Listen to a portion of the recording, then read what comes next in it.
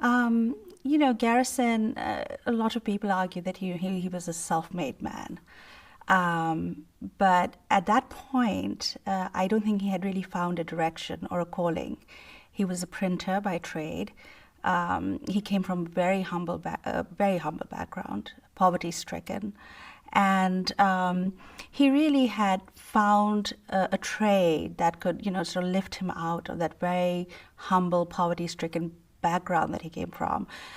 His father had abandoned them. His mother had to leave him and work to support her family, and had gone to Baltimore, in fact, to work.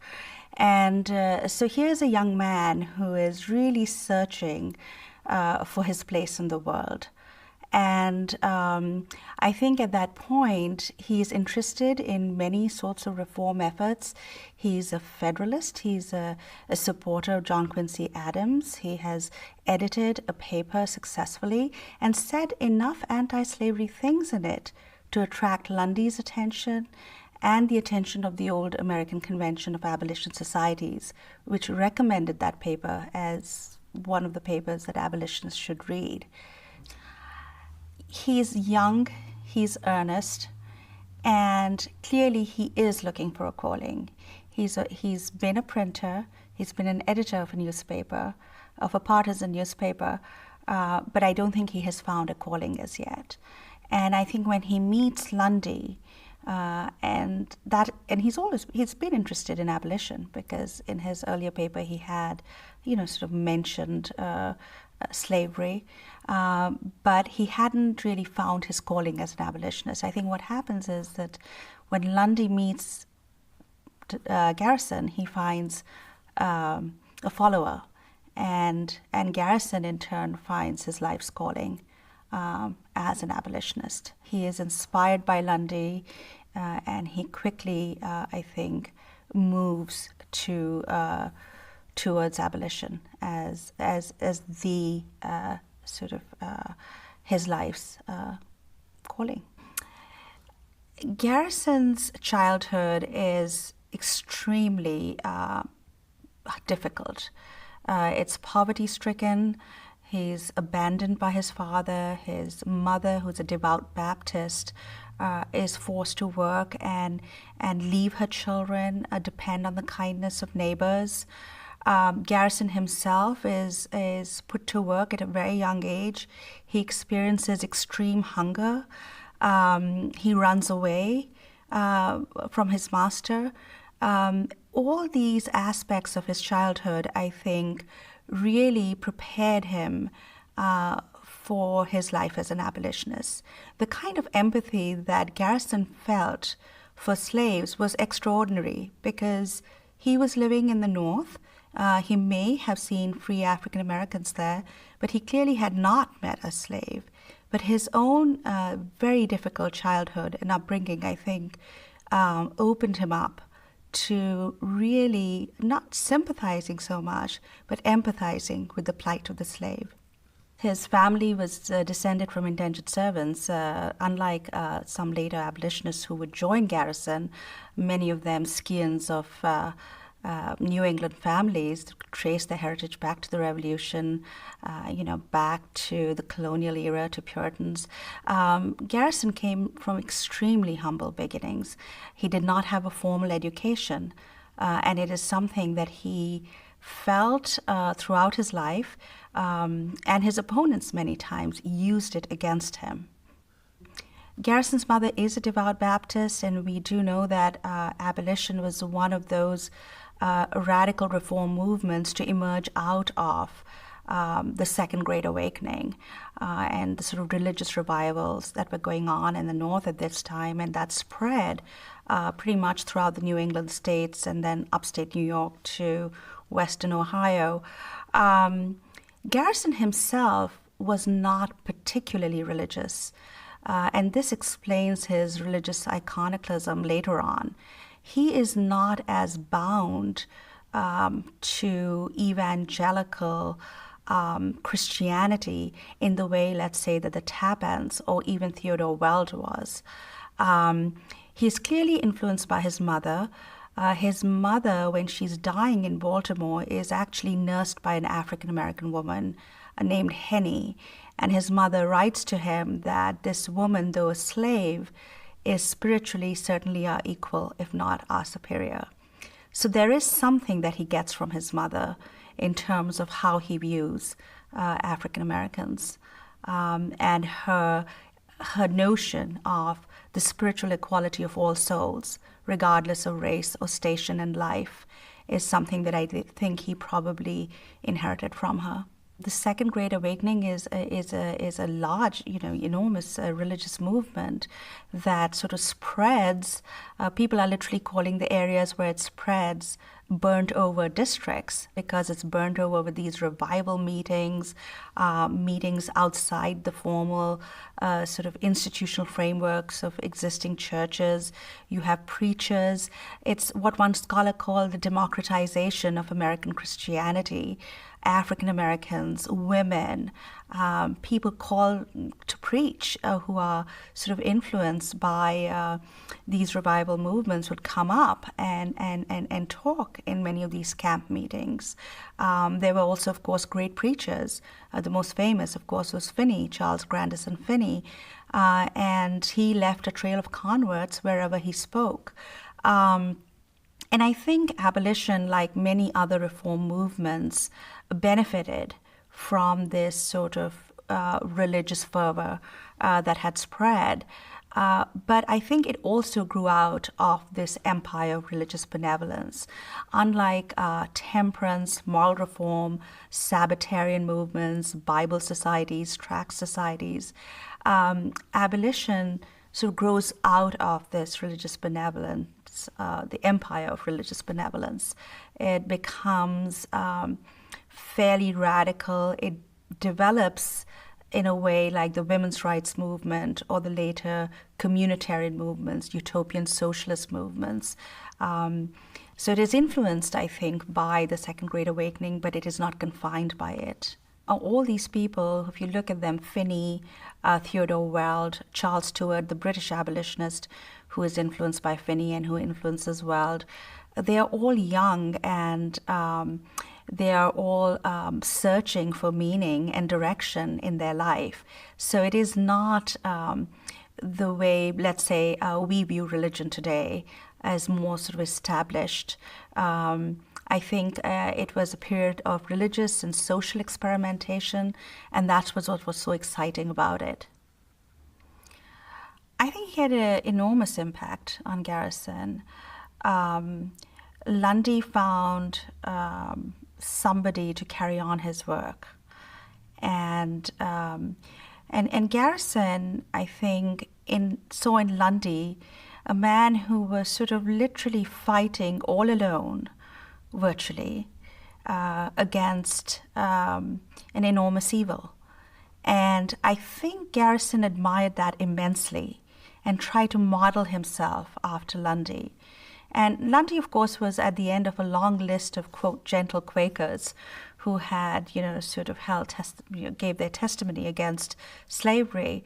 But I think what Garrison saw was this lone man fighting against tremendous odds and not wavering on principle.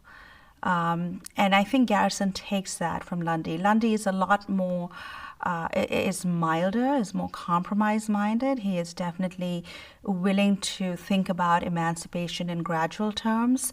All that Garrison rejects, but what he does get from Lundy is this sort of single-minded devotion to abolition. I don't think it was a sudden conversion. Garrison grew up in Newburyport. He was an apprentice in a Federalist paper, and Federalists in the early 19th century had already developed a critique of slavery.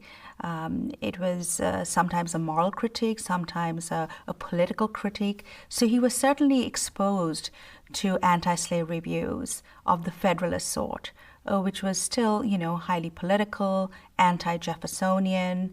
But there were these fiery Federalist preachers like Elijah Parrish, who spoke out against slavery and after whom Elijah Lovejoy was named. the abolitionist editor who died defending his press. So I think the Federalists' anti-slavery legacy was important. It was not as if speaking out against slavery was something that Garrison did not encounter. He probably did, given the fact that he was in Massachusetts and there was immense Federalist criticism of the so-called slavocracy of Virginia and the Virginia dynasty of slaveholders. Slavery was immensely profitable. If you look at the statistics, it's actually quite astounding, and it shows you how deeply entrenched it was in the nation's political and economic life. The value of slave-grown cotton exceeded the value of all exports from the United States until the Civil War. It was the single largest item of export from the United States.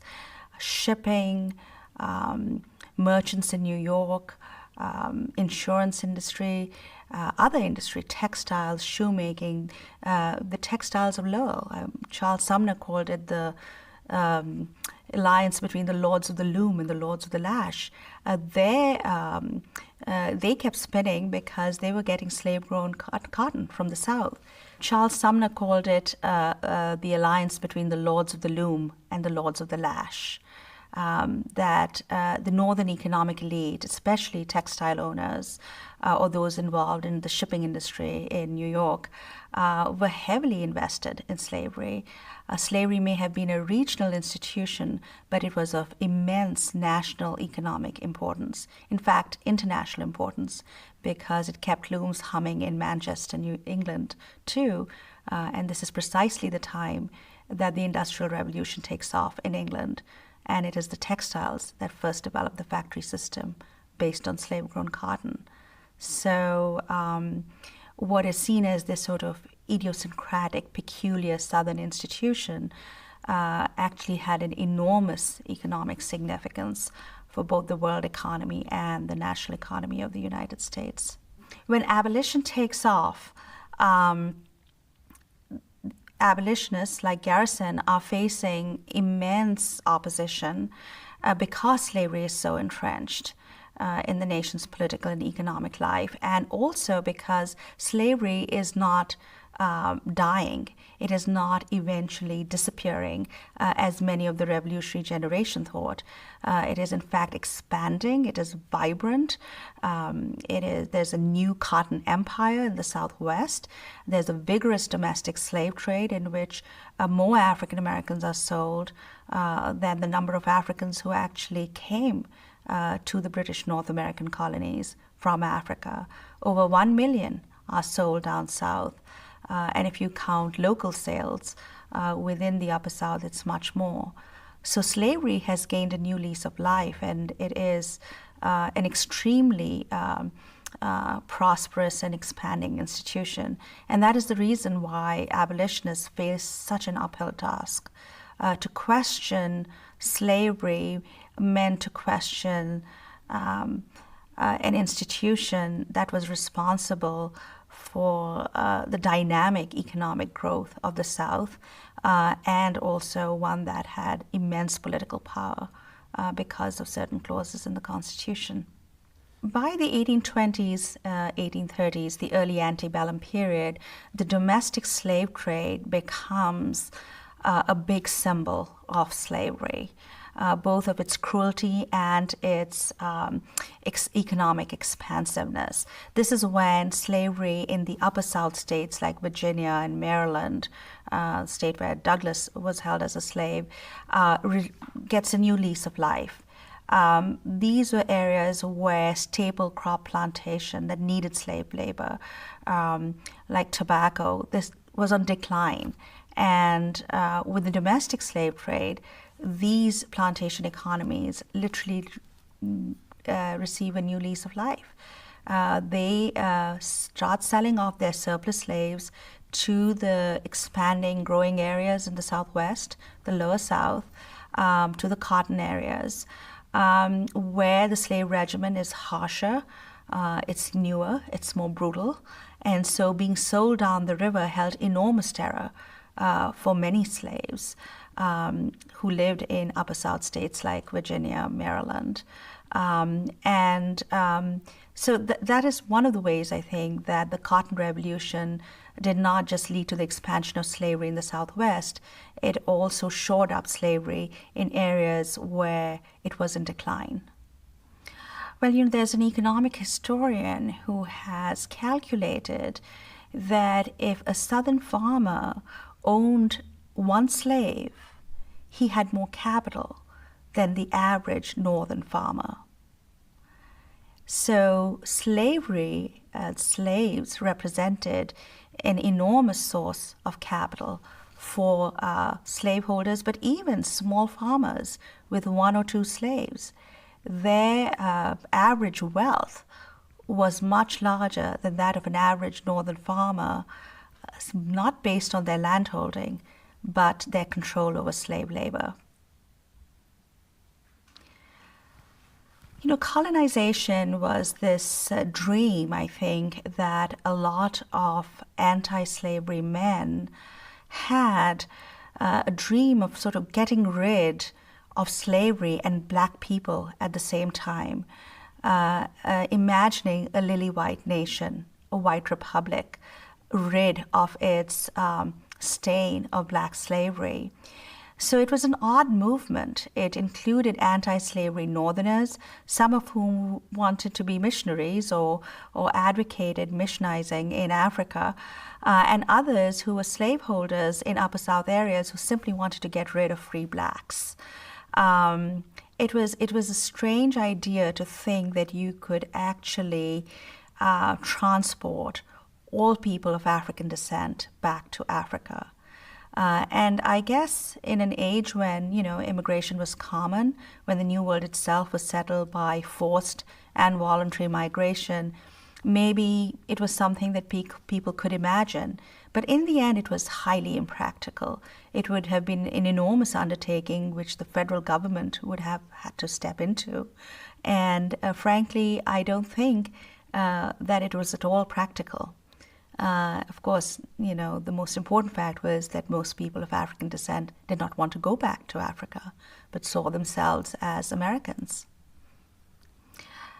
Garrison is exposed to slavery, and more importantly, the slave trade, for the first time when he goes to Baltimore.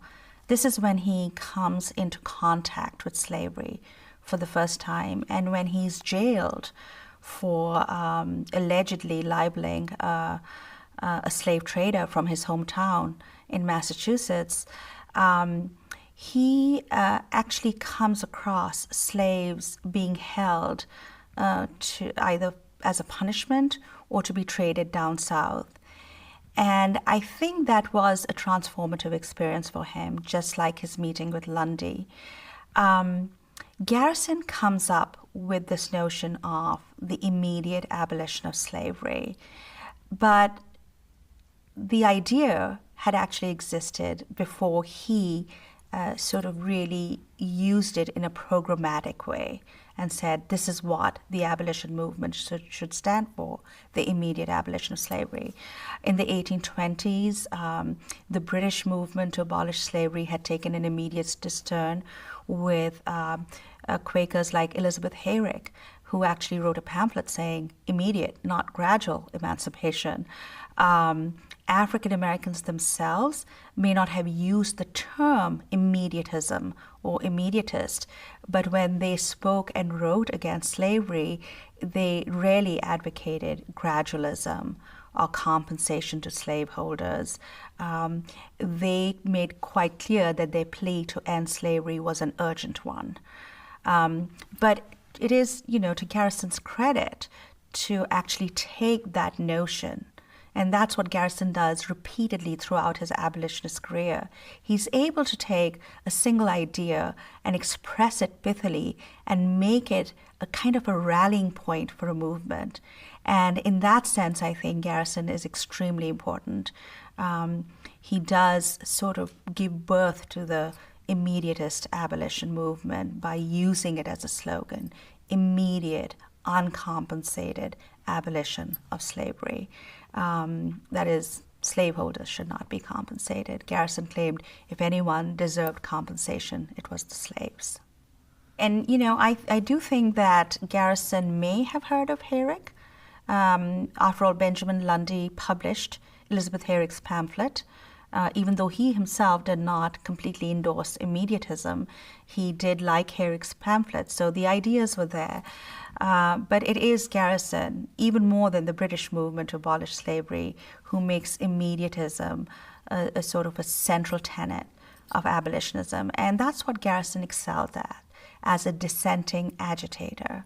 And given the enormous sort of obstacles he had to encounter in starting this movement, I think that was a very valuable political talent that he had.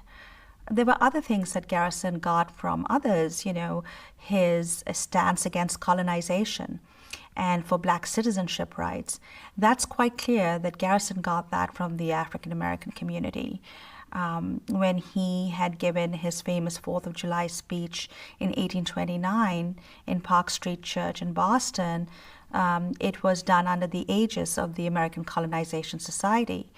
Garrison himself was never a member of the society the way Gerrit Smith or Arthur and Lewis Tappan were. But that was the only anti-slavery gig in town, and Garrison spoke under their auspices. Later, he went to a meeting of African Americans and noted their disapproval of colonization. When he's in Baltimore, he's living in a boarding house with Benjamin Lundy and two very important African American abolitionists, William Watkins and Jacob Greener. And in a way, he serves as an apprenticeship not just with Lundy, but also those black abolitionists who throughout the 1820s had been agitating against colonization and had been demanding equal citizenship rights. Baltimore had a large and vibrant free black community. And surprisingly enough, at this point in the 1820s, it was not just places like New York and Philadelphia that served as centers of anti-slavery activism. It was also Baltimore, largely because Lundy published his Genius of Universal Emancipation there, but also because it had a very activist black community represented by people like William Watkins. Now, Lundy published William Watkins' Toast to the Haitian Revolution. Garrison published when he was serving as an assistant to Lundy, William Watkins' pieces against colonization, Jacob Greener's pieces against colonization and arguments for black education and political rights. So he is living with these black abolitionists, but he's also clearly in a very extraordinary milieu, one of the few spaces in antebellum America probably that was interracial. And that was, I think, one of the strengths of the abolition movement, that it created an area where African Americans could be heard and where they could actually come across certain white abolitionists like Lundy, like Garrison, who were willing to listen to them. Garrison is staying in a boarding house in Baltimore with Benjamin Lundy and with two black abolitionists, William Watkins and Jacob Greener. Watkins is quite well known. He writes against colonization as, quote, a colored Baltimorean in Freedom's Journal. Garrison gets two very important ideas from African American abolitionists like Watkins in Baltimore, James Forten in Philadelphia. And that is his criticism of colonization as a racist movement, as not a genuinely anti-slavery movement. And he gets this notion that the United States should be remade into an interracial democracy, because African Americans, in rejecting colonization, are not asking to remain in slavery or for second-hand citizenship. They are demanding full political equality. So those are two extremely important points that Garrison gets from his encounters with black abolitionists and free blacks in various northern cities. When Garrison is jailed for libel, the people in his cell are mostly slaves. slaves being held as punishment, or slaves being held to be shipped down south in the domestic slave trade. And Garrison really encounters slavery face to face for the first time as such. He has seen slaves before, he's been exposed to anti-slavery sentiments, but actually meeting with slave men and women being held in wretched conditions, facing separation from families and communities. I think that's when Garrison realized just how enormous the evil is. And he is stunned to the core of his being. He actually says that he's ashamed that he hasn't done more about slavery. It's as if he realizes that most white Americans are oblivious to this enormous suffering and to just the enormity of slavery. And I think that was, again, one of those transformative experiences that he had, like his encounter with Lundy or his encounter with Black abolitionists. I think he realizes that in order for abolition to take off, white Americans need to be awakened, that few white Americans like him who can completely empathize and identify with the plight of African Americans need to bring attention to their plight. Now, Benjamin Lundy, who's a mild-mannered abolitionist, had already been roughed up on the streets of Baltimore for being an abolitionist. So Garrison knew the risks he was taking. He himself was imprisoned for libel, for calling attention to the sort of unseemly dealings of a slave trader. Garrison sees it as an issue also of freedom of speech, freedom of press, but he realizes that in order for the abolition movement to take off, white Americans need to be involved.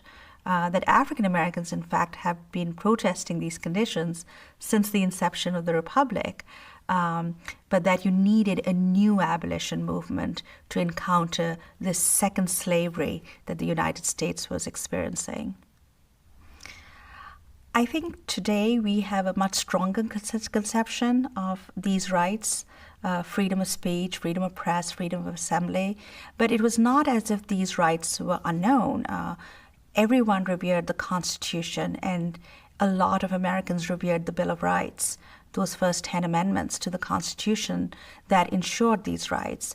And when the Federalists violated this, Jefferson and Jeffersonian Republicans rose in defense of the freedom of speech and press already in the 18th century. So these issues were there, maybe not as well articulated as we have them today, but it was not as if they did not exist. There was a discourse of civil rights and political rights and civil liberties that the United States, as a Republican country, had in fact adopted, and right from the moment of adopting the Constitution. The abolitionists gained their first converts amongst white Americans, actually, over the very issues of civil liberties and the violation of the freedom of speech, freedom of press and assembly. When abolitionists are attacked in the North, they are mobbed constantly. Their presses are destroyed. When they begin their massive petition campaign using the U.S. postal system, those mails are interfered with, are burned, and they have the sanction of state governments, of the federal government. And a lot of people like Gerrit Smith, William Jay, descended from, the famous revolutionary family. These people are upset. William Channing, they are moderate anti-slavery men, and they're upset that slavery can so violently challenge the rights of white men, of white man's democracy. So abolitionism actually, ironically, gains its first largest adherents in the North over the issue of civil liberties, over the violation of the U.S. federal mail, over calls to hang Garrison, to imprison him, over mob attacks against abolitionists. The first converts, the first early converts to Garrisonianism, as it would come to be known, were actually white Americans who were extremely disturbed at the violent reaction to the abolitionists. Some may not have even sympathized with their message, but they did not want to tolerate such open violations of civil liberties.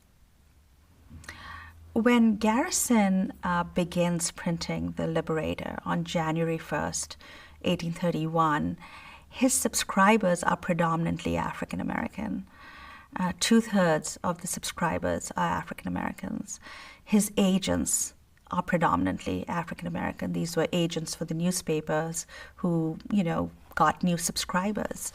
The people who seemed to immediately adopt his sort of uncompromising rhetoric against slavery and to praise him for taking such a strong stance against colonization and for Black equality are African Americans. So in its initial years, actually, The Liberator, as Garrison himself put it, was the newspaper of the colored people. He says they support it, white men do not. As The Liberator acquires more subscribers, and by the end of the decade it has over 2,000 subscribers, even then a strong minority remained African American. They remained loyal to that paper. So Garrison's initial supporters are African American, and he's often mistaken for a Black man, and he sees that as the highest compliment to his work. He goes to England and he meets Thomas Fowell Buxton, the British abolitionist and parliamentarian, and Buxton is astonished. He looked at Garrison and he said, "Are you sure you're William Lloyd Garrison?" And Garrison says, "Yes." And he says, I always thought you were a Black man." And Garrison said, "I'll take that as a compliment." And this did not just happen to him once, but a couple of times in the early 1830s. In 1830, when he has actually moved towards immediatism and is making these speeches against colonization, his audiences are mainly African American. And in a way, he replicates a little bit of Lundy's path too. He does get some white supporters. Arthur Tappan, for instance, gives him $100. I mean, not only does he bail Garrison out of the jail, out of Baltimore City Jail, but he also gives him money, seed money, to start The Liberator. But so does James Forten, the wealthy Black abolitionist sailmaker from Philadelphia. It gives him $54 and 22 new subscribers. So he goes to New Haven, and there Simeon Jocelyn is one of the early white converts to immediatism, but he's a minister to a Black congregation. So he does acquire some white supporters early on, but the mass base of immediatism in the early 1830s, 1830, 1831, is amongst free Blacks. And Garrison knows that. He publishes his address to free Black people that he gives repeatedly in different northern cities. When he publishes his pamphlet against colonization, he includes the resolutions and meetings of free African Americans in protest against the American Colonization Society. So he forms these very important links with the Black community at this point. And in fact, their support is crucial to the launching of The Liberator and his movement.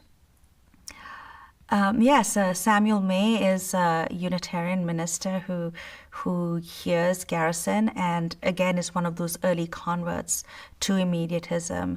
But May and the Tappans and many of Garrison's sort of early white converts are rather taken aback by his firm, uncompromising, militant language.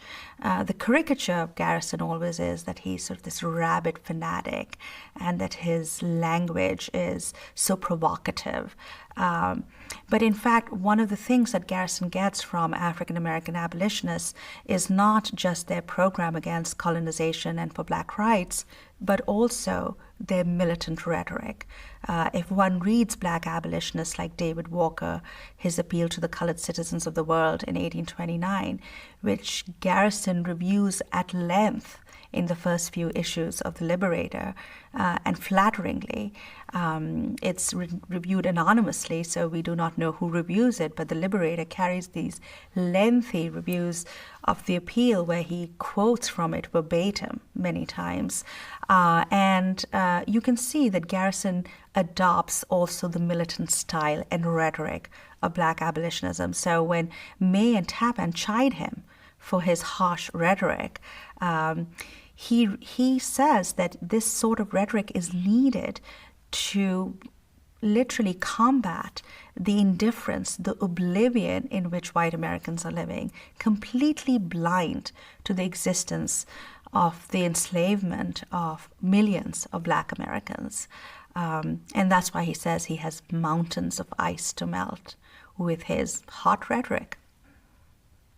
I think he meets him and Lyman Beecher and some others who are very important religious figures, reformist figures, evangelical figures are in the audience, and they are put off by Garrison's rhetoric. They are put off by even his stance on immediatism. And May feels that if Garrison moderates his rhetoric a little bit, he might win more converts amongst whites. And Garrison realizes that what America needs at that time is shock therapy. They have to be shocked into realizing the enormity of slavery. And it's interesting that African Americans never ask him to moderate his language. In fact, they always say highly complimentary things to him, as his language, his newspaper are glad tidings to them. They view it, they praise him. And I think in a way that sustains Garrison in his radicalism, because all the while that whites are asking him to moderate his rhetoric, he's getting exactly the opposite reaction from African Americans. I think the South became very defensive after the publication of Garrison's Liberator and Nat Turner's Rebellion. And Northerners, especially powerful Northerners like the mayor of Boston, Harrison Otis, are surprised that Southerners should be so sensitive to Garrison's newspaper, which is a small newspaper which they dismissively say is mainly subscribed to by African Americans. But I think Nat Turner's Rebellion, coming in the heels of the publication of The Liberator and at the heels of David Walker's appeal, which had been found amongst African Americans in different port cities in the South, alarms Southerners. They feel as if they're going to be attacked from within and without.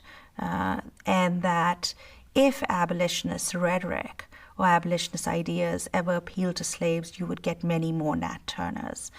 And Southerners make that link, even though we don't know that that link even existed. Certainly, there's no evidence that Nat Turner ever read Garrison's newspaper. We know Walker's appeal was in the vicinity there in Virginia, in Norfolk, Virginia, a little further off from where Nat Turner was. But there is no link. But the perception for Southerners is important. I think it's also important to point out that the notion that Southerners became militant about slavery in response to Garrison, in response to the rise of the abolition movement or Nat Turner's Rebellion is not entirely true. Southerners had proven to be quite militant on the slavery question earlier. In the 1820s, there are people in South Carolina arguing that slavery must be defended at all costs. It is at this time that you have the nullification crisis over federal tariff laws, and South Carolinian slaveholders argue that if the federal government can pass tariff laws not to their liking, they will the next day abolish slavery. So the kind of very sort of intransigent pro-slavery stance that Southerners took in a way predates the rise of abolition. I think many historians looking back, have argued that Southerners became more militant and defensive in response to abolition. In fact, I think abolition becomes more militant in response to Southern intransigence. Southerners have an enormous amount of property invested in slavery.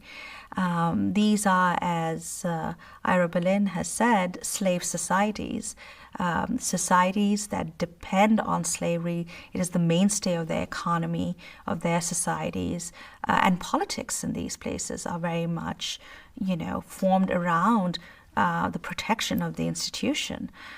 So I think Southerners realized the stake very early on. During the Missouri crisis, Northerners are astounded at Southern speeches defending slavery as an unmitigated good. You could even go back to the Constitutional Convention and find a handful here and there from Georgia and South Carolina defending slavery very militantly, and even the African slave trade, which everyone sort of agreed was pretty heinous. So Southerners, I think, very quickly at the turn of the century, the start of the 19th century, knew that slavery was what defined their society. And certainly slaveholding politicians who tended to dominate the state governments of these areas were quite unapologetic at times in defending slavery. By the 1820s, I think Southerners react violently to innocuous petitions from Quakers, from free African Americans, demanding that the slave trade be stopped, or that free blacks not be kidnapped into the domestic slave trade, which also happened regularly. They would react pretty virulently to these very deferential, mild petitions. So for Southerners, they did not really differentiate in the tone of abolitionism. For them, any kind of anti-slavery, any kind of critique of slavery was a threat, and they responded forcefully to it. I think the Great Postal Campaign was a way for abolitionists to test one of their major tactics, and that was moral suasion, persuading slaveholders that what you're doing is wrong and that you should immediately stop it. And abolitionists had advocated it. There was an abolitionist, John Rankin, who had persuaded his own brother to stop buying and selling slaves. He wrote these letters on slavery and later on became a conductor in the Underground Railroad. Garrison discovered Rankin, published his piece again. The Postal Campaign was a way to illustrate the efficacy of moral suasion, of persuading slaveholders that slavery was wrong. And though Garrison came up with the tactic of moral suasion, it was really the Tappan brothers, the executive committee of the American Anti-Slavery Society in New York City, that actually put that tactic into operation.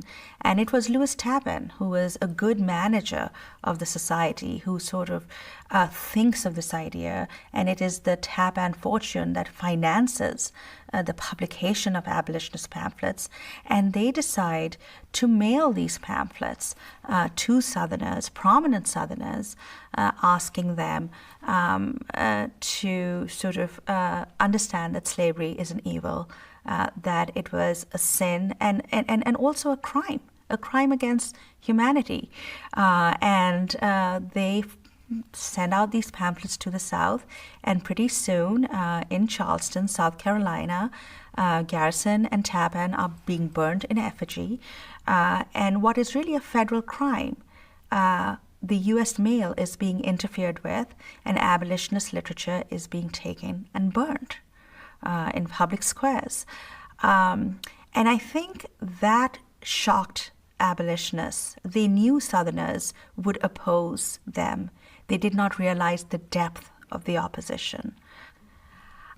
I think they had, like many people who were children of the Enlightenment, an optimistic view of human nature and a notion that virtue might triumph over sordid self-interests, It was perhaps a naive view, but it was one that they needed to test. And they realized, in fact, after the Great Postal Campaign, that they would not be able to convert Southerners in a hurry about slavery.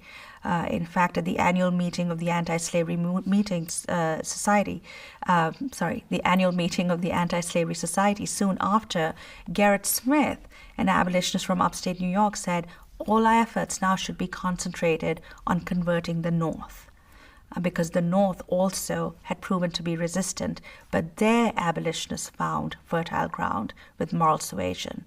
And in fact, one could argue that moral suasion in the end worked better in the North than it ever did in the South. It was also the Southern response. The powers that be in the South made sure that moral suasion would not work. Because if abolitionists were being mobbed in the North, in the South, abolitionists were being seen as akin to slave rebels. They would be whipped, as Amos Dresser was in Nashville, Tennessee. They would be tarred, feathered, imprisoned, and threatened for speaking out against abolition, for speaking out against slavery, for abolition. And so Southerners made sure that there would be no freedom of speech on the issue of slavery in the South. This is when the South sort of closes itself completely on the issue of slavery. Earlier on, you were not putting your life into danger if you criticized slavery. But by that time in the South, if you did, you were taking a serious risk. And it is the reason why the Grimke sisters are forced to leave Charleston, South Carolina, in order to become abolitionists, or later on, other Southern abolitionists like James Burney are forced to leave the South in order to join the abolition movement. There would be no abolitionism in the South, and in a way, it was forcibly stamped out. So maybe the abolitionists were being naive, but I think they also exposed the tyrannical and undemocratic nature of slavery for many Northern whites who were open to the message of abolitionism. Garrison's encounter with the mob personally, and of course all the violent attacks against abolitionists that occur throughout the 1830s, I think is what moves him towards non-resistance. He sees violence as the tool of his opponents, of his enemies. And to answer that, he feels that one should not, in fact, resort to their means. And he moves towards non-resistance, which is a radical form of pacifism, which rejects the use of force by governments and states also. And I think one of the reasons why he moves towards that philosophy is because when these mob attacks take place against him, against abolitionists, many times local authorities and state authorities are complicit. The people leading these mobs were at times local Democratic Party politicians. They were gentlemen of property and standing. They were prominent men of the community. And Garrison sees the link between mob violence and what he sees as the criminality of the United States government in upholding the system of slavery. If it means turning a blind eye towards these attacks on American citizens for speaking out against slavery, or even if it means blaming the abolitionists for, quote, provoking the violence against themselves. And I think that decade does move him closer to this idea of non-resistance, of using sort of radical pacifism as an answer to anti-abolitionist mobs and violent responses to the abolition movement. I think Garrison really got Angelina's point. He had already done what Angelina called for, which was to live and die for the cause. He had decided at the young age of 26 to dedicate his life to abolition, even if it meant that it might cost him his life. And it is interesting that many black and white abolitionists in this early period of abolitionism spoke of abolitionism as a dangerous enterprise. They knew they were risking a lot to become abolitionists, that they could be mobbed and attacked the way Theodore Weld was.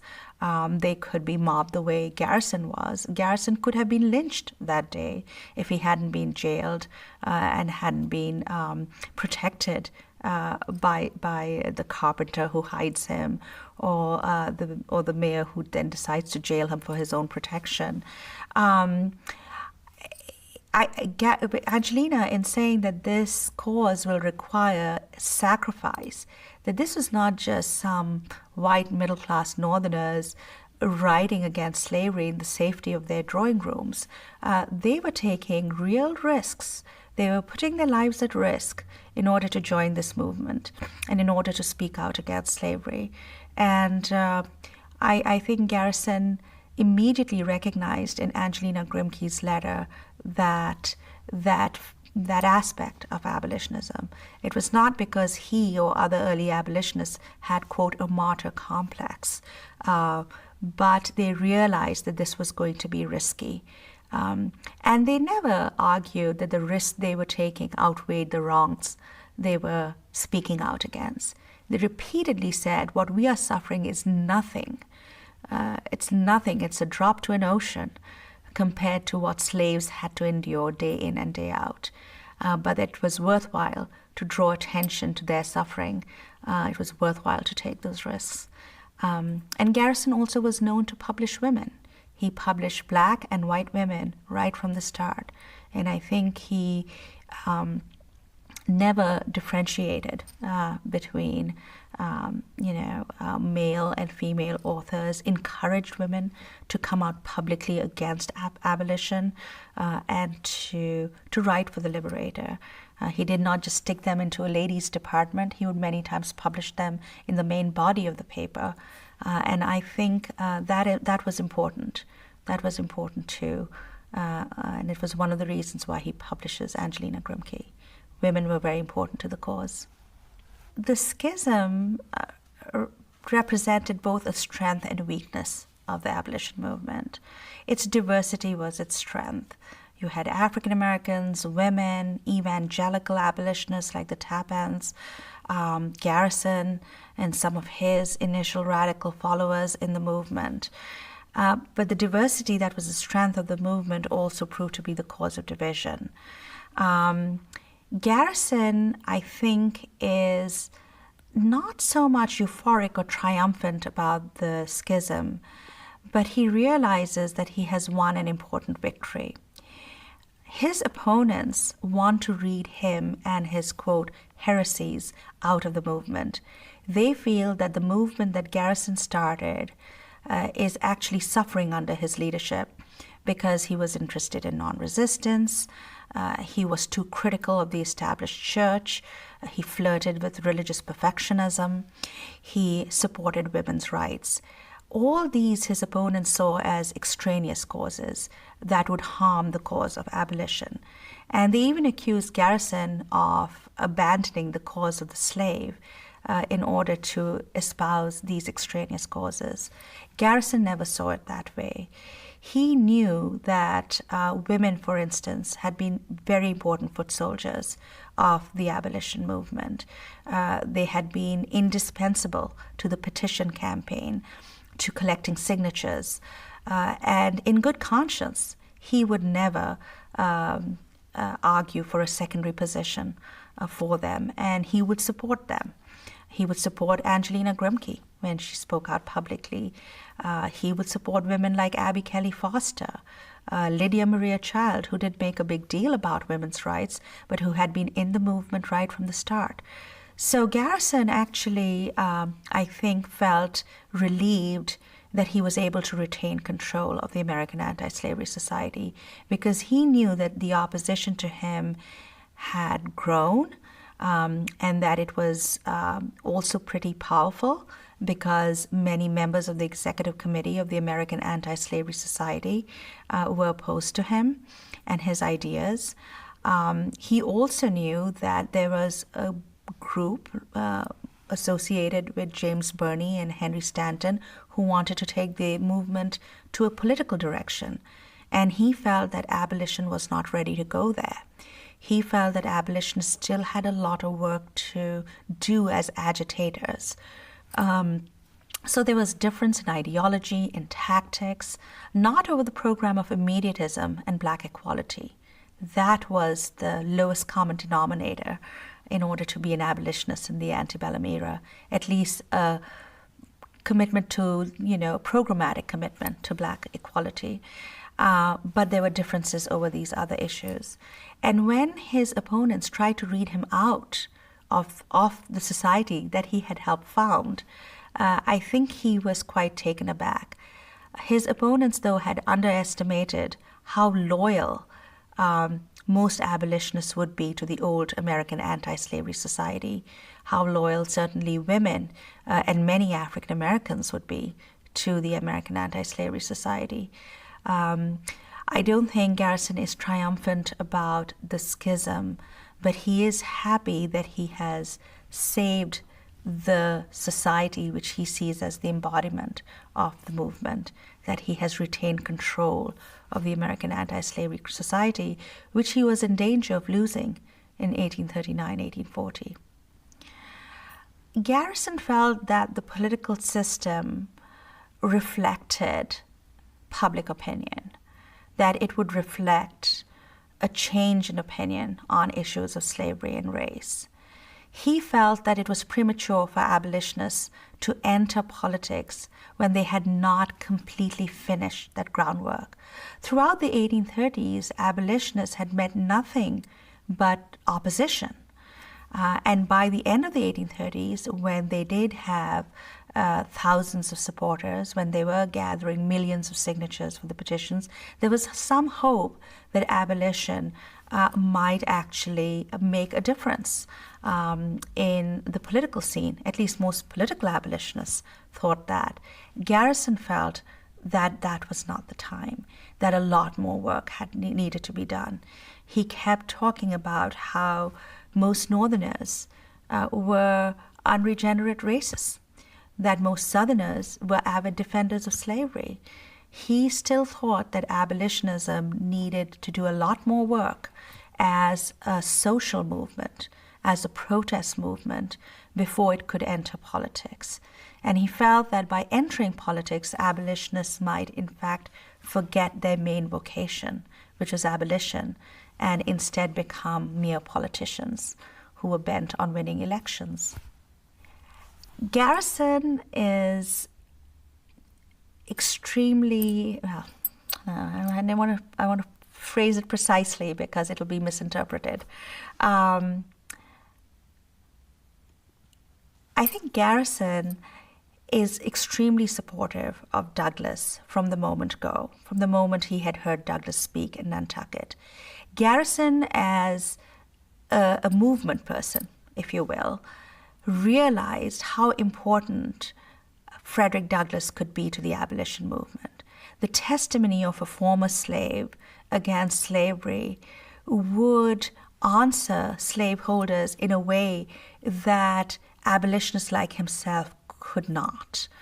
And he was extremely supportive of Douglass and immediately recruits him as an agent of the society because of that. And indeed, fugitive slaves like Douglass remake abolitionism. They gave abolitionists its most potent issue and its most,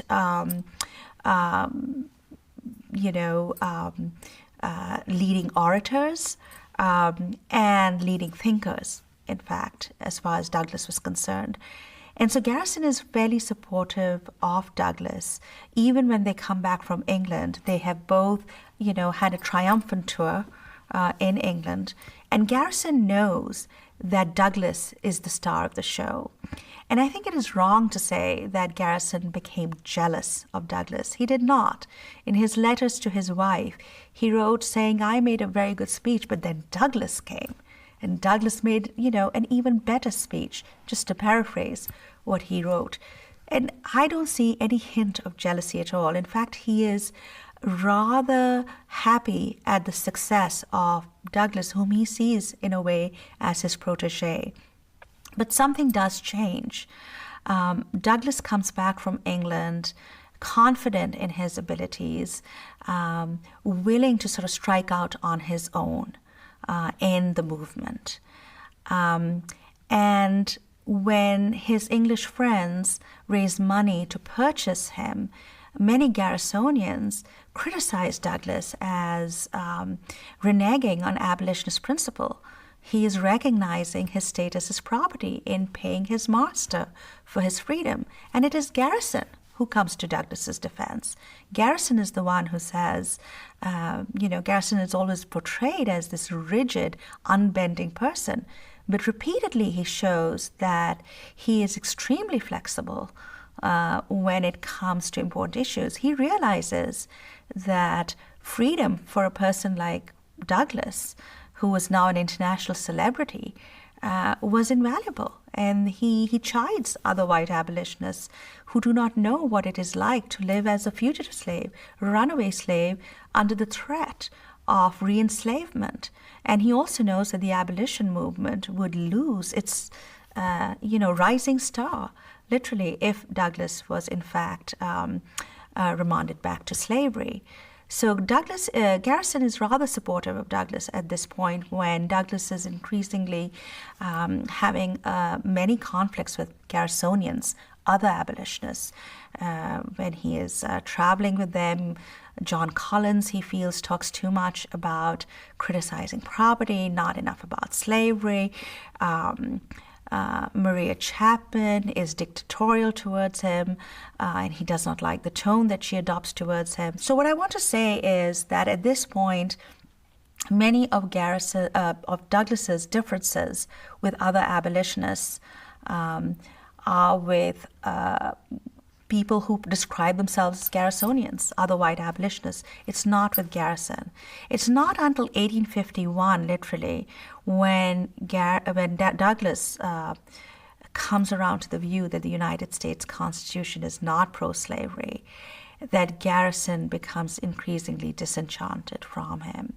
It is true that on their speaking tour, immediately after their return from England in 1847, Garrison has to stop because he falls ill, and he's hurt that Douglas does not write a letter inquiring after his illness. But that's not a big division. It would be very much a letter that maybe even a parent would write about the inconsiderateness of a child or a spouse or a family member or a close friend who had not shown enough concern when something had happened to them. It is not even so much when Douglas starts his own paper, the North Star, in 1848. Many Garrisonians are upset because they see that it will compete against the Liberator for subscribers, especially amongst the African American community that remain a very strong mainstay of the Liberator's subscription. Garrison in his paper actually commends Douglas, whatever misgivings he may have had, that Douglas is starting his own paper. It's when Douglas moved towards political abolitionism that Garrison becomes extremely upset with him. And Douglas announces that change actually on a platform that he's sharing with Garrison. And Garrison, so he does it publicly. And Garrison responds saying there's roguery somewhere. That's the first break. By 1853, that break becomes irreparable because it becomes extremely personal and bitter. At this point, Douglas is still part of the American Anti-Slavery Society. In fact, he's elected to its board of managers even when he's announced his change of opinion on the U.S. Constitution. But many Garrisonians oppose him now and are distrustful of him. Garrison does not enter the fray. It's when Douglas publishes a piece accusing Garrisonians of, quote, religious infidelity, and then specifically attacking Black Garrisonians as betraying their race and attacks them personally for supporting the Garrisonian position on the U.S. Constitution and against going into politics, that Garrison takes note. And he responds in a very personal way by questioning Douglas's relationship with Julia Griffiths.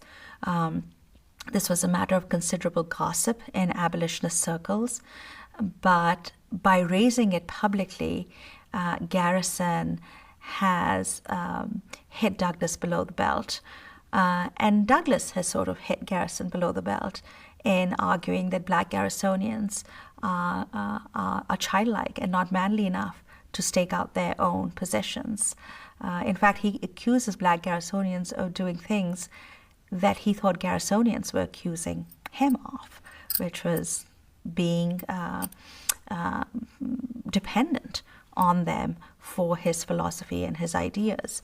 So they both, I think, take the low road on this, and it is not a happy division. And part of it was precisely because they were so close, that when they differ with each other, they do so in such a personal way. It's like a family quarrel where they're airing each other's dirty laundry, and it's not a pretty sight. And they do not ever completely break on abolition as such, but in the 1850s, in the mid-1850s, that break is pretty bitter and it's pretty personal.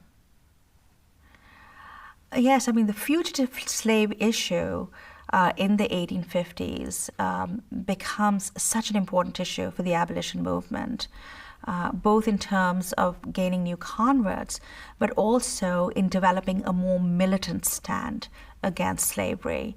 It's free blacks and African Americans who've had vigilant committees in their communities and who've always helped fugitive slaves, who have always sort of been quite militant when it comes to protecting fugitive slaves and helping them. White abolitionists are in this too before, but by the 1850s, with the new fugitive slave law, which is so draconian and which demands that northern white citizens become involved in apprehending fugitive slaves, and which denies fugitive slaves trial by jury, that law literally galvanizes the entire abolition movement. And there are these spectacular instances of black and abolitionist resistance to the law.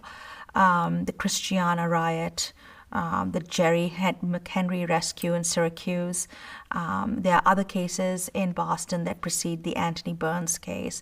But the Anthony Burns case really becomes a focal point because this is one instance, one famous instance, because there are many other instances, less famous, where fugitive slaves were actually rendered back to the South.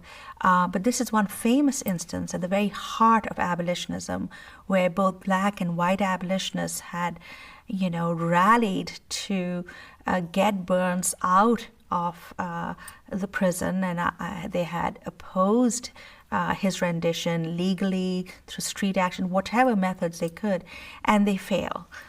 Because literally federal troops have to be called in to enforce the fugitive slave law. And Anthony Burns is sent back to Georgia, where he receives a lashing. And it's a failure for the movement. But the fact that this happens in Boston and that the streets are decked in black, it's a Pyrrhic victory for Southern slaveholders, because I think it gains abolitionists a lot more sympathy, and a lot more sympathy for their stance of refusing to abide by this law.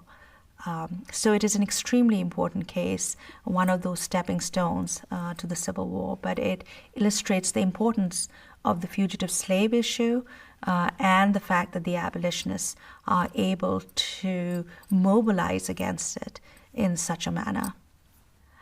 What's interesting about Garrison is that he's a lot harder on abolitionists who go into politics than politicians who move towards anti-slavery and abolition. He feels that abolitionists, in wanting to create an abolitionist political party like the Liberty Party, are compromising and reneging on their commitment. But when he sees politicians like Lincoln or anti-slavery parties, free soil parties like the Republican Party, taking any sort of anti-slavery stance, ironically, he sees that as progress. He sees the realm of abolitionists to be the realm of agitation, and the realm of politics to be that of politicians. And abolitionists needed to constantly pull these parties and these politicians, who are even slightly sympathetic to their aims, towards the pure standard of immediatism and black rights. So ironically, Garrison is a lot less harsh on the Republican Party than he is on the political abolitionists. He is actually supportive of Lincoln's election. He would rather vote for Lincoln if he believed in voting. He does not believe in voting, and he personally does not vote, than he would for a political abolitionist. At the same time, he recognizes the Republican Party for what it is. It's not an abolitionist party. It's a free soil party committed to the non-extension of slavery. He still sees that as an enormous triumph for the abolitionist movement, that the pendulum has swung so far on slavery in the North by the late 1850s that you could have an entity like an anti-slavery Republican Party. I think he does see it as somewhat of a vindication of the abolitionist movement and his work, but he still holds the Republicans to the abolitionist standard. He's still critical of them. He's a critical ally. And he adopts that stance with Lincoln. He can be extremely critical of him, but he's also very supportive of him, unlike some other abolitionists like Wendell Phillips, who never really warms up to Lincoln and even tries to lead a movement against his renomination. Some abolitionists do that. Garrison never does that. He realizes that the Republican Party is the best that you could get in the political world. And in the end, the Republican Party, because of the revolutionary nature of the Civil War itself and its aftermath, does move from non-extension to abolition to black rights. A lot of people argue that Garrison compromised with his peace principles in defending John Brown. That he was warming up to the notion of using violence in order to overthrow slavery. And I don't know whether that is entirely correct. Garrison is pretty consistent when it comes to violence. In his discussion of Nat Turner's rebellion and other slave rebellions and the use of violence, he always deplores the use of violence and what he calls carnal weapons against slavery. He sees violence, as Gandhi and others would later on, as dehumanizing even in the best of causes. And he's consistent about that. But he also always says, and this is right from the start when he discusses Turner's rebellion, right down to Harper's Ferry's raid and his speech on John Brown, he says that if you praise the American Revolution and if you praise Europeans fighting for their freedom, the Greek freedom fighters, the European revolutions of 1848, if you praise George Washington, then you must praise Nat Turner and John Brown, because they are doing nothing different. They are just doing it for the cause of black freedom rather than white freedom. And that's exactly what he says in the John Brown speech. He argues that, in fact, John Brown had taken weapons, which he would not do, but he was a lot like the revolutionary generation in taking up arms to fight for the slaves' liberty. And in that sense, he sort of admires John Brown. He's never completely critical of him. He praises him. But at the same time, he always says, when he talks about Nat Turner, Elijah Lovejoy, John Brown, I do not condone the use of violence. But if you think that the American Revolution was good, you have to think that these people are also acting on those very precepts. And Garrison realizes that people have criticized Brown and others mainly because they're fighting against slavery and for black freedom.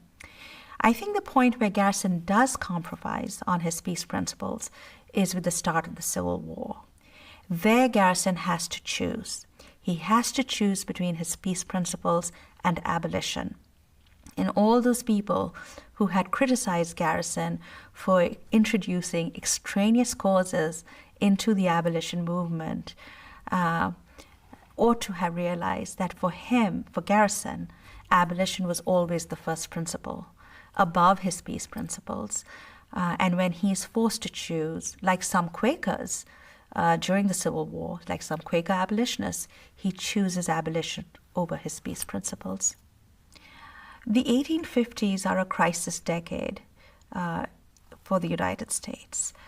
This is the moment, I think, or this is the decade, that it is quite feasible to argue that civil war was inevitable. Beginning with the Fugitive Slave Law, the Kansas Wars, then with John Brown's raid on Harper's Ferry, the ways in which the abolition movement moves towards these increasingly militant stances because the decade is so pro-slavery in terms of acts and decisions, Fugitive Slave Law, Dred Scott decision, the Kansas-Nebraska Act. And abolitionists are forced to be far more militant. Douglas is calling for armed self-defense. Garrison is more militant. It is in reaction to the Fugitive Slave Law that he burns a copy of the law and then the U.S. Constitution. That's his militancy. The abolitionists still represent that sort of pure and absolute resistance to slavery. And I think the 1850s, in being this sort of crisis decade where these pro-slavery acts are being passed, gives the abolitionist movement also a move more towards warlike and more violent solutions to the problem of slavery.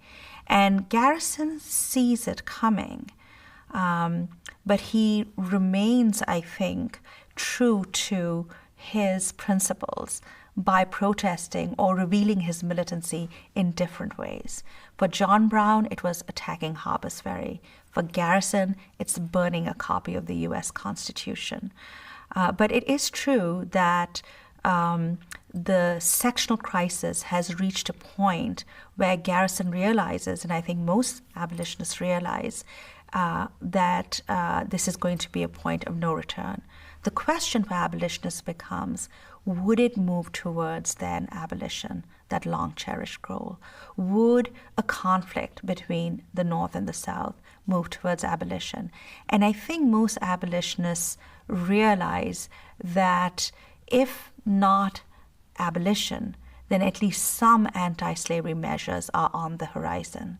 At least the non-extensionist position might be passed. And that is not to be scoffed at, given the immense power that Southern slaveholders had wielded over the nation's political life through much of the period before the Civil War.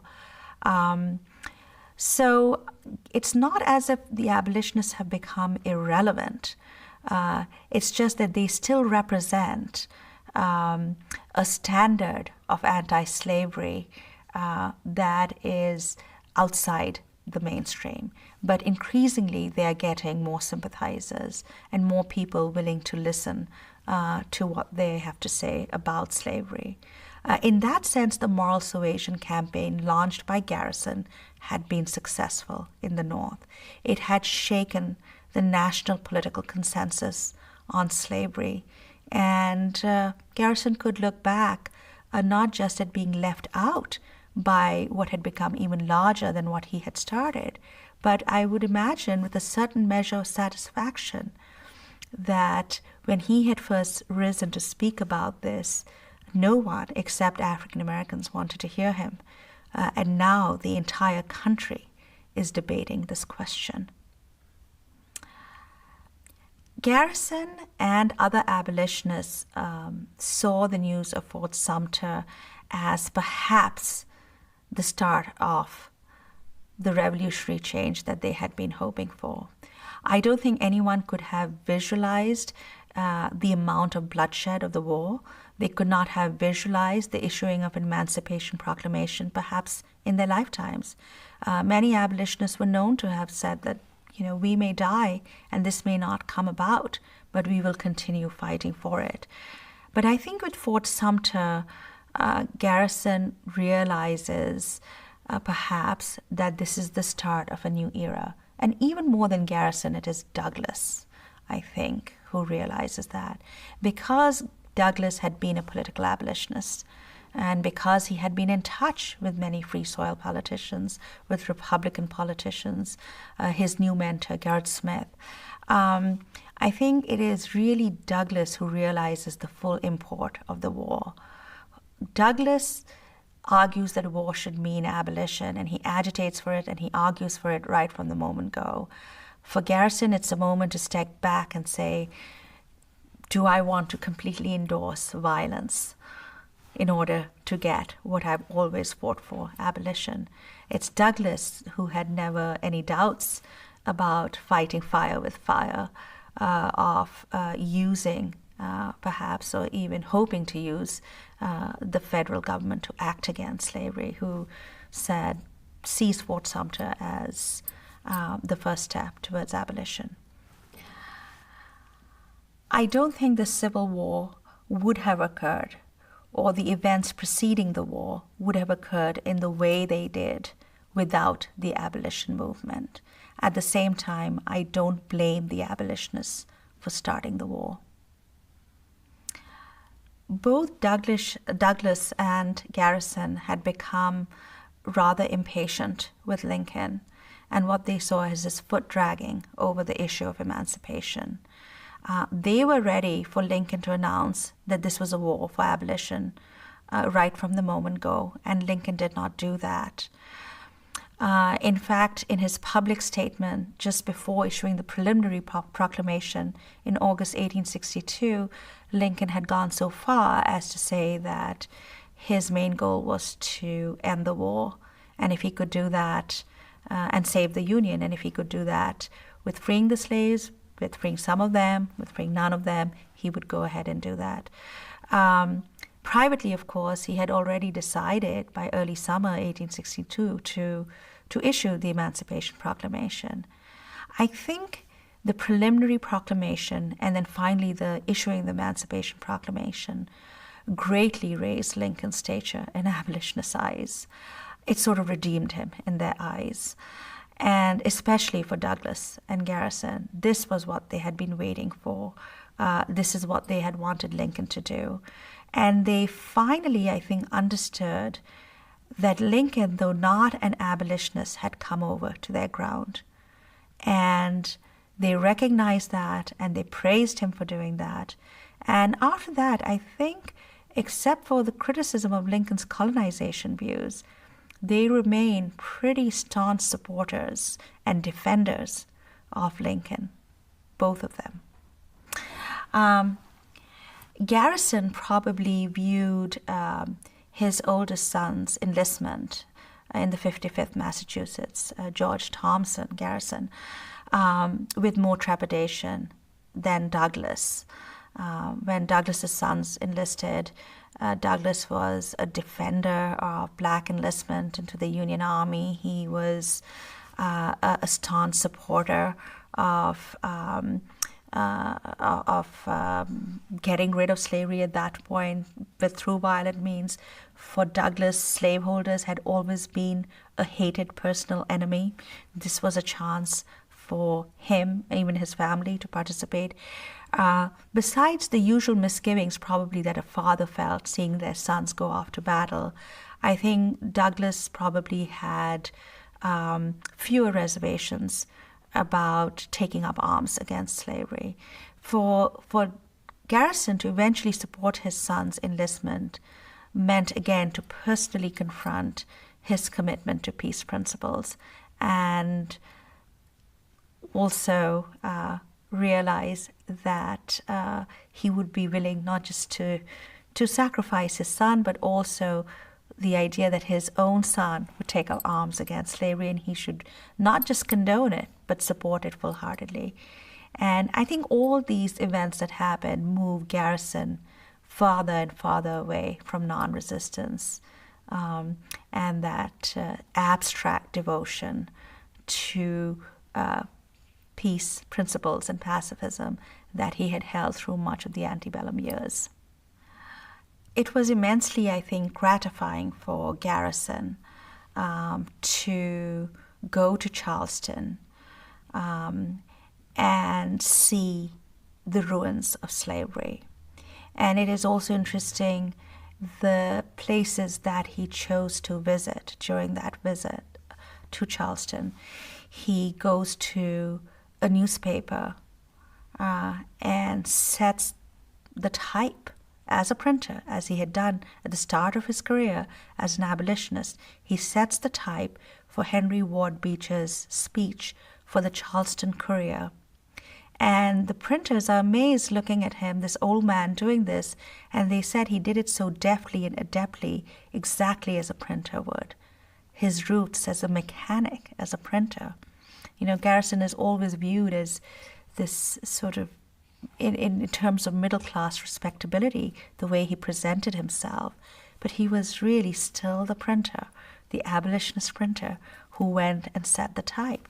And then he went to Calhoun's grave, the man who had defended slavery so ardently throughout his life, the South Carolinian politician who could be called the father of secession for coming up with extreme versions of states' rights that justified both nullification of federal law and secession. And he looked at Calhoun's grave and he said, I paraphrase him here, that slavery had gone down to a deeper grave than Calhoun. It must have been immensely gratifying for Garrison to see that happen in his lifetime, and to watch the celebrations. Yes, and the moment that Garrison goes to Charleston for the raising of the flag in Fort Sumter, for the raising of the United States flag for the first time, this is before Lee has surrendered. And so it is clear that the Union is going to win. The Union side is going to win. But for Garrison, the idea that abolition would be the result of the war, I think most people by that point realize that this was the point of no return, that the Union victory at arms meant a victory for abolition, that the cause of the Union had been irrevocably tied with the cause of the American slave, and that the cause of American democracy was tied with the cause of abolition and the freedom of African Americans. It was something that Garrison and Douglass had been arguing right from the start, and now they actually got to watch it come to fruition. They knew there would be many more battles ahead, but just that moment was important. I do think, however, that for Garrison, more than his witnessing of that raising of the flag, more poignant and more moving for him was his visit to the Zion Church, to this black church, where a slave preacher hailed him and his work. I think for Garrison that was much better gratification for what he had done than to simply see the raising of the flag on Fort Sumter. It's amazing. It's like one of those dramatic scenes of the Civil War when a former slave in a Union Army uniform would meet his former master, and things like that happen. It was one of those dramatic moments that really brought out the meaning of the war. And in abolitionist terms, here is a slave preacher with his two daughters walking up to Garrison and telling him that but for his labors and but for this moment, he would not have been reunited with the two daughters who were sold away from him. That is what slavery meant, and that is what abolition meant, that he had his two daughters here with him. And Garrison teared up, and he was not a man known to tear up. And it was that moment that, he teared up, and he probably saw, in a way, the result of his life's work that he would not on many other occasions. Garrison has a very important legacy for this country. Garrison was seen as someone who was impractical, who did not go the political way, but obdurately stuck to his agitational role. But in a way, Garrison was right. No political victory, no matter how immense, would be lasting without changing the hearts and minds of people. And you saw that with the fall of Reconstruction.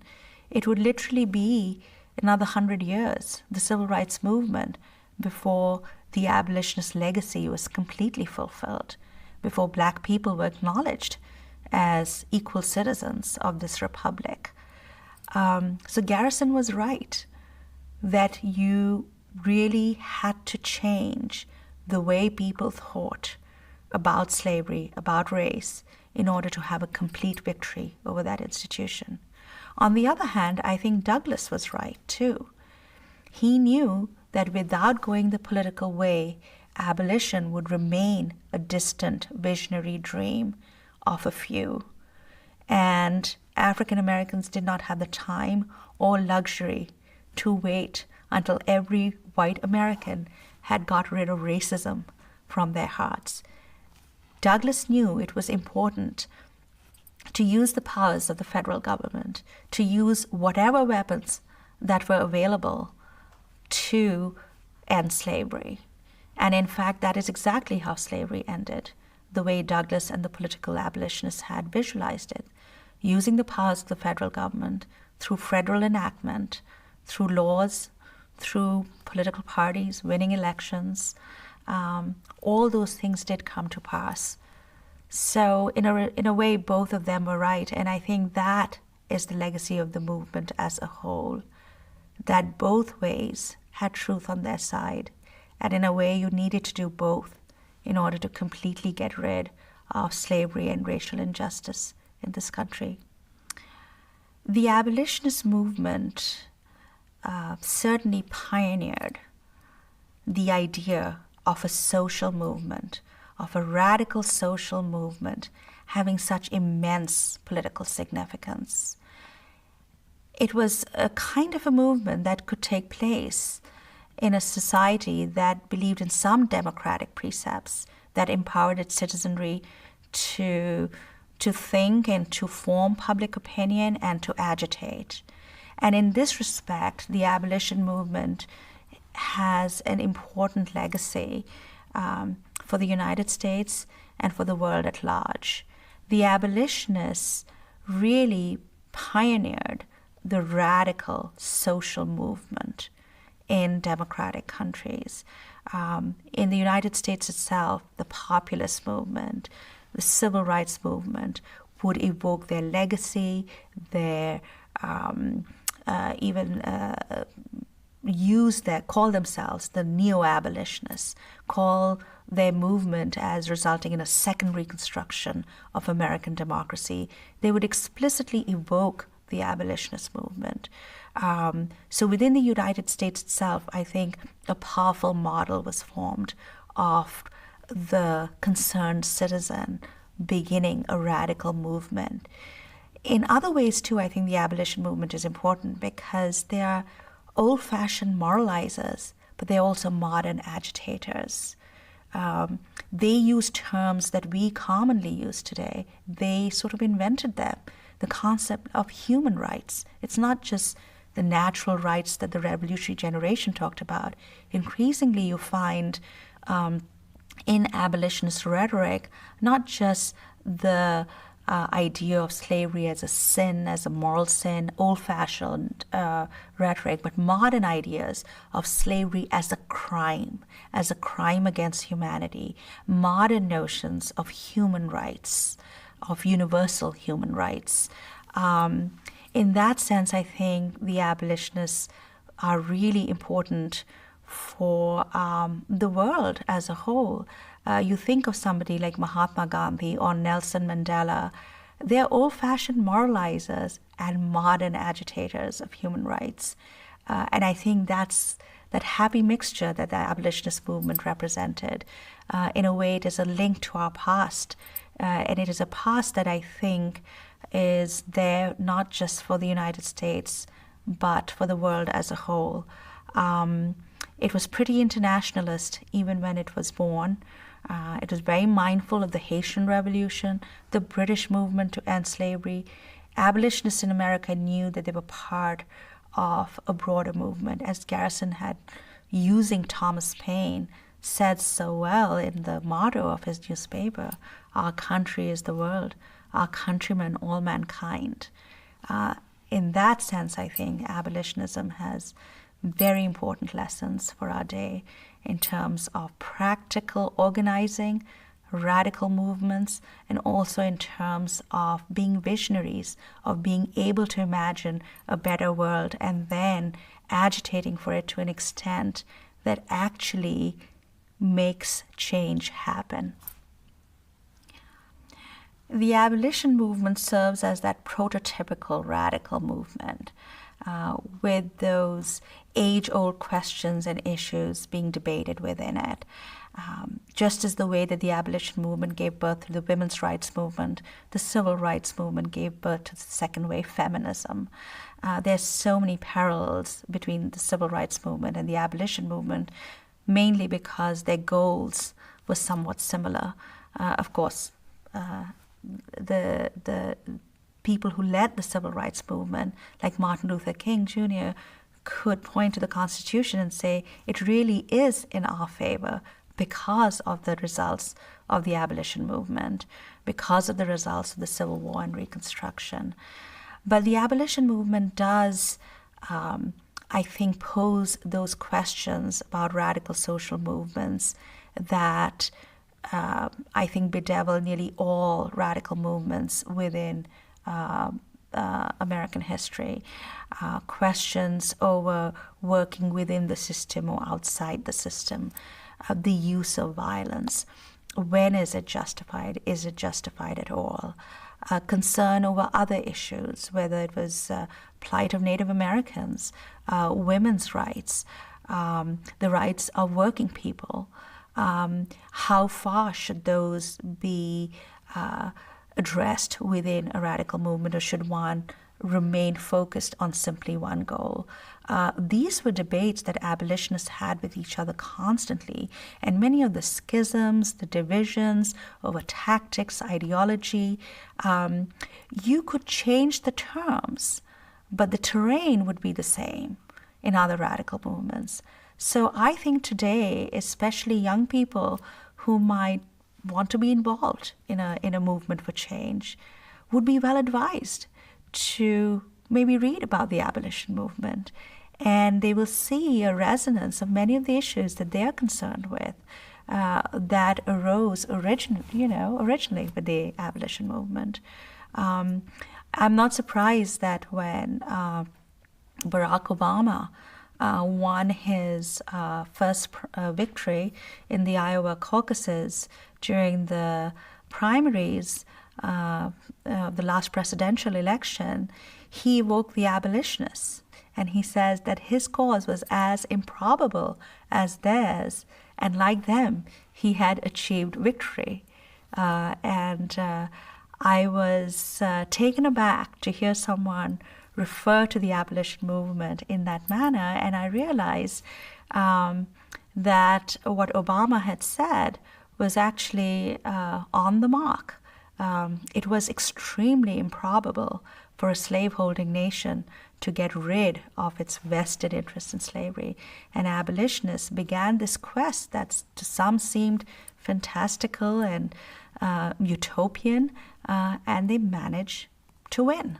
And that can be said of very few radical movements in history. When Barack Obama won his first primary election, the Iowa caucuses, in the 2008 presidential election, in his acceptance speech, he evoked the abolitionists.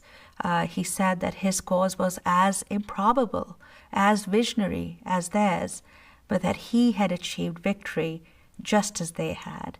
And I thought that was a really apt analogy.